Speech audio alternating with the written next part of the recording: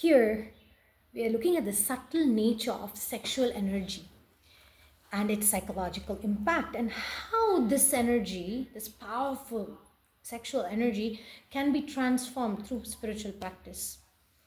So the sexual energy, it's like a volcano, I would say. So it's a kind of volcano where yesterday we were discussing about Gajendra's helpless situation, powerless situation, even though he was so powerful. And I was thinking how sexual energy is similar. It's powerful, but we can feel really helpless.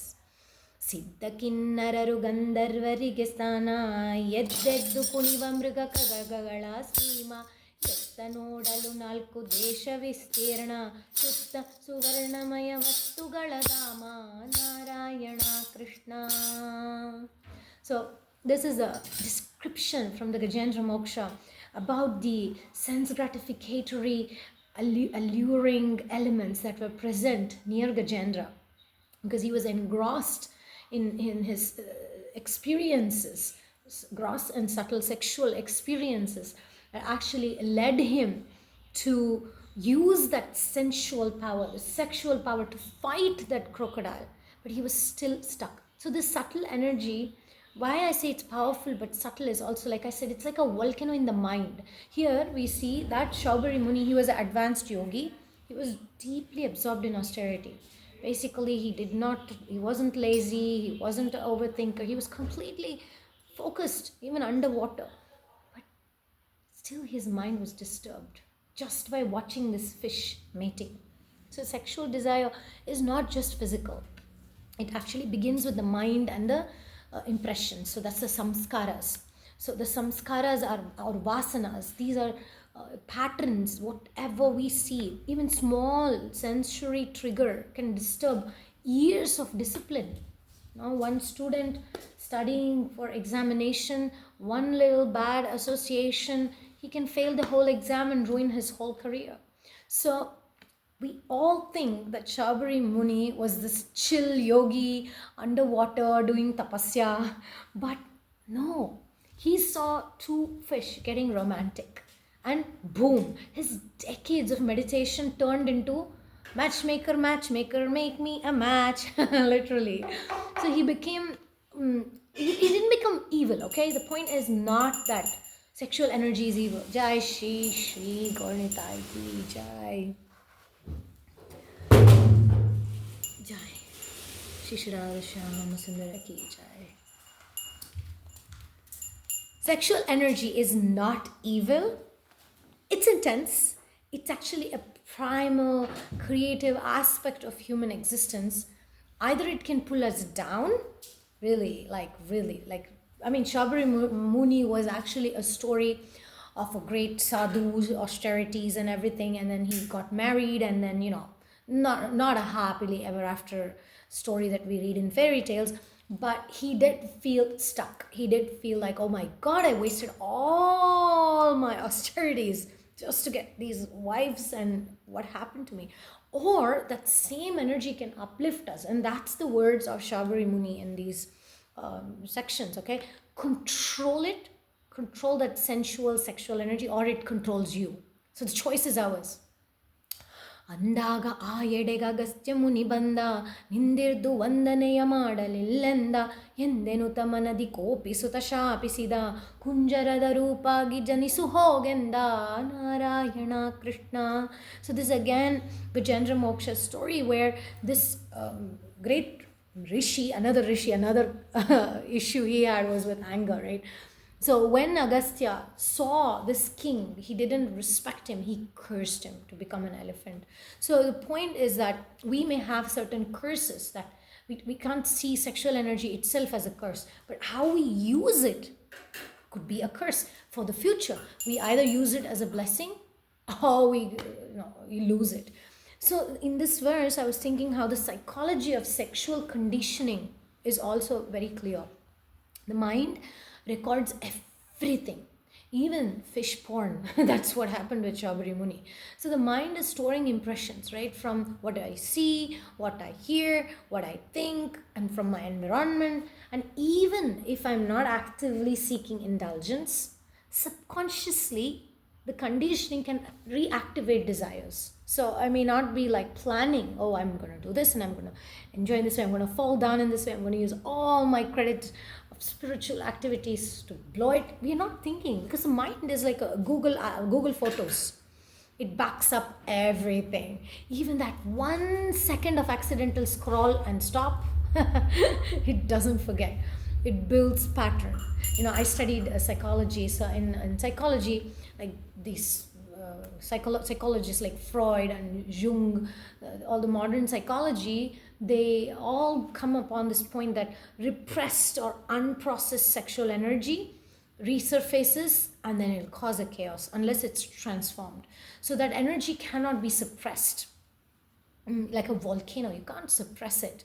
So Shaubari Muni, this rishi, who was extremely austere, but he saw fish mating and then he lost it. This confirms this Vedic viewpoint about suppressed energy, suppressed sexual energy is not going to work. So what I hear, what I see, what I desire, what I imagine, it becomes literally a neurological architecture,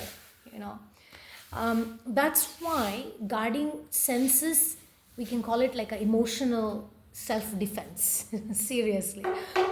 And ತಪ್ಪುಂಟು ಮಹರ್ಷಿಯ ಕೇಳು ಭಿನ್ನಪವ ವಿಶ್ಯಾಪಯಂದಿಗಾಗುವುದೆನು ತಪೇಳು ವಿಷ್ಣು ಚಕ್ರವು ಬಂದು ಎನ್ನ ಸೋಕುತಲಿ ವಿಶ್ಯಾಪ ಅಂದಿಗಾಗುವುದೆಂದು ಪೇಳು Narayana Krishna. So the point is, Vishnu Chakra Bandhu, when will I get freed from this slavery of my own senses ruling me? This happened like when Gajendra was cursed to be stuck with this crocodile. When will he be freed? When the chakra, Sudarshan chakra of Krishna will touch the situation, the event. That's when we get freed from that curse. And that Sudarshan chakra can represent a holy name, it can represent devotional service, it can represent association of Vaishnavas. So the danger of unfiltered association is highlighted. So I call it your vibe, your tribe. So that tribe affects your drive. So it's like rhyming, right? Your vibe, your tribe, and that tribe you associate with will affect your drive. So you hang around people who are maybe obsessed with gossip or shopping or flirting, and then suddenly you start thinking that your life needs to be a romantic plot twist. That's what happened with Shaubari Muni. So because desires are contagious, the mind, it adapts. It's like water. It adapts to the environment. Oh, they like this, they talk. Oh, they go to Krishna temple, I'll go to Krishna temple. Oh, they are engaged in service, I'll do the service. So thoughts and goals shift as we shift our association, sangha, our friendships, even without realizing it. Why? Because see, when we're speaking of sexual desire, it spreads by subtle suggestion. Everything is about subtle suggestion, not just action. So desires are viral. Really, desires are what makes our own future. So better to be in a group which where maybe the trending topic is how to go to different temples, how to hang out with people who have spiritual goals, how to hang out with people who are more refined in their thought process, how they are more refined in their desires. ಜ್ಞಾನವಡಗಿದವು ಅಜ್ಞಾನ ಆವರಿಸೆ ಸೂರ್ಯ ಮುಳುಗಿದನು ಕತ್ತಲೆಯ ಮುಸುಕಂತೆ ಧ್ಯಾನಿಸುತ್ತ ಹಿಂದು ಮುಂದಾಗಿ ಕುಳಿತಿರಲು ಆನೆಯಾದನು ನೃಪನು ಆ ಕ್ಷಣದಿ ತಾನು Narayana Krishna. So because knowledge covered and ignorance took over, and so that's the, how do you say, that's the contrast. The material world is all about ignorance. They're running after something, not knowing what they want. But spiritual life is all about using what we have in the service of the Lord. Always putting our mind in the front, in the back, purposeful, meaningful, the drive that makes me progress in life. And in this case, he became Gajendra, in the elephant. And in our cases, maybe because of this knowledge not being accessible. We are not studying Mahabharata, we're not studying Ramayana, we're not studying Bhagavatam. We are just studying maybe geopolitics, we're studying technology, we are studying software development. So what happens is the goals are stuck in that area. So when I move, when I move in the sense of when I help my mind move, the elephant moves. The elephant of emotions, the elephant of lust. Okay, so the point is this: you can't outsmart lust with a cave. So Shawbury, he was thinking, I'll meditate underwater, no distractions, and lust, Kamadev was like, cool, I'll meet you there in the form of 2 mating fish. So the renunciation is not about escaping temptation. No. I have to deal with that. I have to look at this temptation and see where is it coming from? What's the root? How can I channel it? It's not just about suppressing and like escape it. It'll come back. So it's about transcending it by transforming it. And then, the transcending, it happens only if I acknowledge it and then I process it and then I help it transform. So it's like having a little child with you. You train it, you discipline it. So similarly, it's like having this mind which has all these temptations. Even in a cave, that mind will bring its own Netflix drama or whatever it is, crawling problem. So I wanted to say about this, sex energy is also like a sacred fuel. Don't spill it, channel it. My grandmother always spoke about Shawbury's story, always she quoted, and she would say how he was so strong, but he became for a second week and he lost all his credits. That's the verse that we're studying today. So that sexual energy is so sacred. And my grandmother often said, especially that feminine energy, right? She would say, don't spill it. So I'm just thinking, the feminine energy is very much connected with sexual energy. And when I say sexual, it's not just gross sex. It's subtle sex. It's like desire for name and power and position is also sex desire. So think of sexual energy as a spiritual rocket fuel. Burn it in the wrong way and what? Pew, crash, heartbreak, feel terrible. And burn it in the right way, burn the fire of Bhakti. Then there's creativity, there's service, there's devotion. So that energy that creates a baby, it's so fascinating. So that same energy that Krishna says, right? He's the act of sex in a religious marriage because it produces progeny, produces a child. So that same energy that creates a baby, imagine what that can create. It can create a book, it can create a movement, it can create disciples, it can create students, it can create great projects, it can create food for life, it can create like mission that will save humanity. So it's a very, very powerful energy when it's rechanneled, when that energy is used in the service of the Lord and not in the service of the mind, because the mind is it's a tricky game to please the mind. It'll never be pleased, basically. All right. Next point is choose your feed. Devotee sangha or lust talk. They say TikTok. I'm saying lust talk. So if we hang around people who think spiritual life is boring or devotional service all the time, they ask me to do something, it's not really like I don't feel to do, then we go soon very down. And then we'll be journaling about why no one texts me back, nobody likes me, why am I not able to focus my mind on something productive in my life, I'm just wasting my life. So good association, it doesn't just protect, it actually uplifts. It surrounds us with people who are walking towards light, not scrolling into darkness. Okay. And one interesting thing is how Prabhupada in the last sentence of the purport, he says even holy places are not safe without pure association. In even underwater, Wi-Fi can't block Maya. I may be staying in a temple and who knows what I'm clicking, what I'm scrolling. So even in any spiritual environment, if I don't purify the mind, then no location is lust proof, because the mind is portable. And so is our karma. So karma is coming with us wherever I go.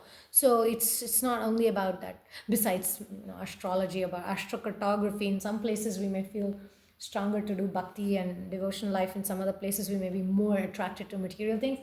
That's there. But the point is, don't rely on isolation. Rely on purified connection. It's not that I withdraw myself just because I don't have perfect association, but at the same time, not that I associate with somebody that I know is unhealthy for me. So spiritual growth doesn't come from running away from the world, but it comes from reframing my desires, reframing your desires within that whatever context you are in. Okay, that's another important point that Prabhupada brings up here. And also, Krishna consciousness is so beautiful because it helps us positively channel that. Bhakti is more about developing higher taste. It's not about, work on don't do. So it's not harder fight. It's more about practical outlet. Use your energy.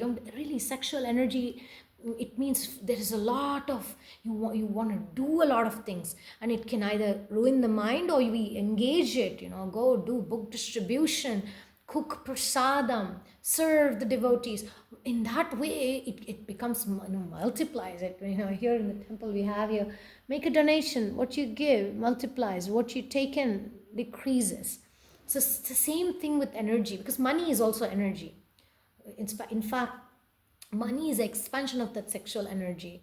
Venus is the, materially speaking, the planet that rules sex and money. And if you go behind and see who is the ruler, who is in charge of that, it's Lakshmi Devi, Mahalakshmi, Radharani. So both aspects of love, prosperity, wealth is all connected. And prosperity, I said, wealth is more Kubera, because Kubera, he is about, wealth may be there, but you may not enjoy it. You may have in your bank account, and then the tax takes it, or what do you call, some fine, some hospital bill, something will take away. So that wealth is not dependable, because wealth can be gone. As it comes, it will be gone. But prosperity is a deeper concept, because prosperity is like sex energy channeled. So when you channel that energy, when you become dharmic, when you become God conscious, when you become Krishna conscious, that same energy provides prosperity in your life in such a way that you become a successful person. Wherever you go, you easily get great ideas and you make money, you make followers, you make people that are inspired, you uplift. So that's prosperity.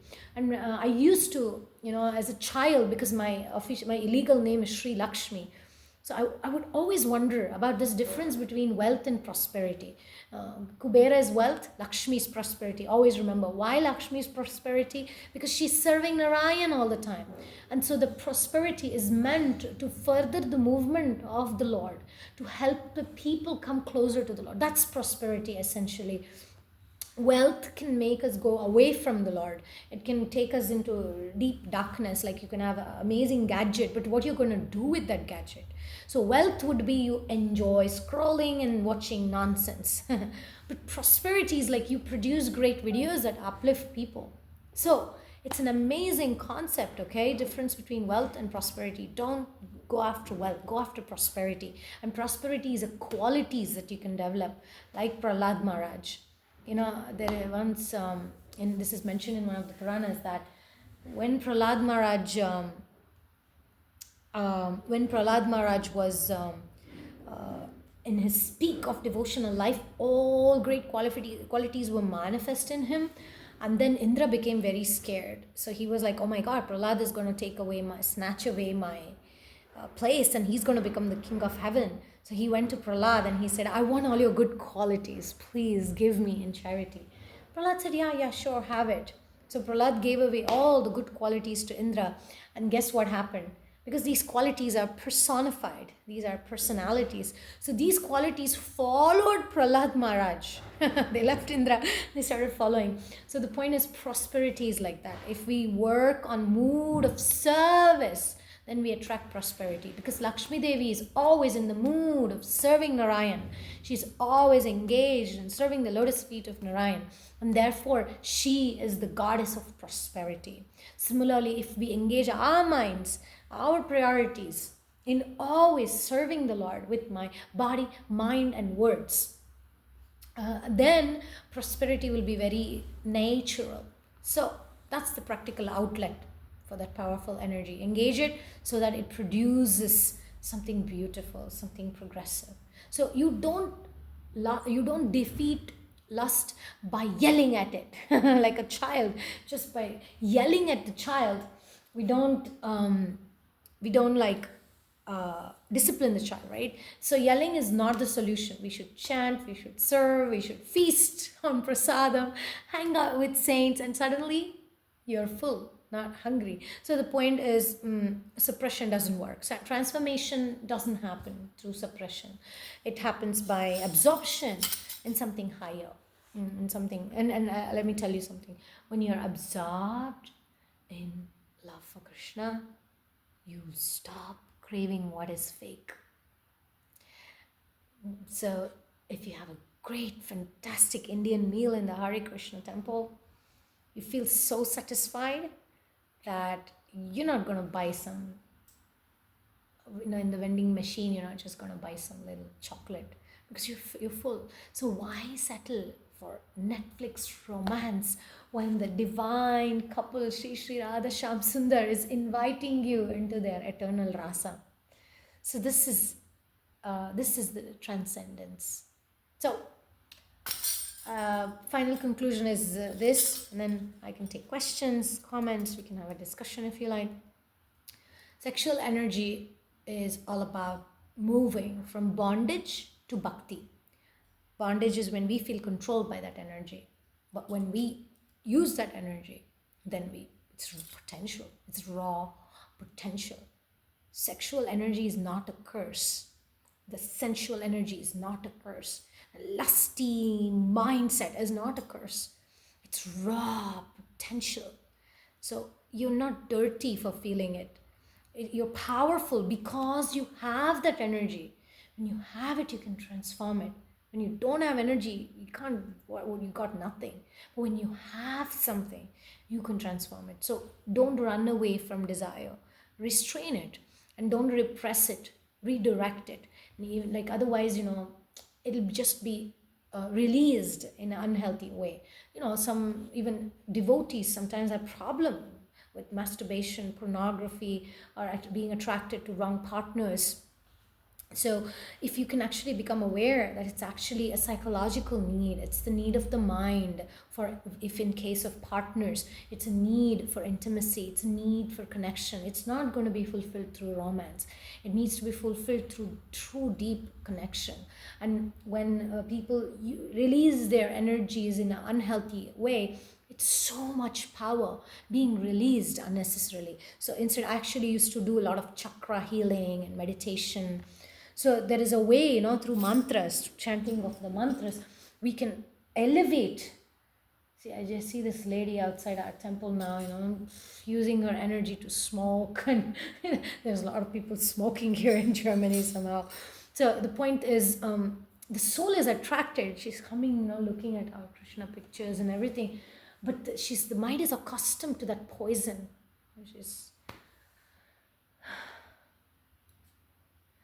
And so when we move that energy upward, when we kind of use that discipline, devotion, connection, it becomes a bridge. It becomes a bridge to go to God, not a chain to illusion. So the point is, there are programs. I have a bootcamp playlist on my YouTube channel if you like to watch it.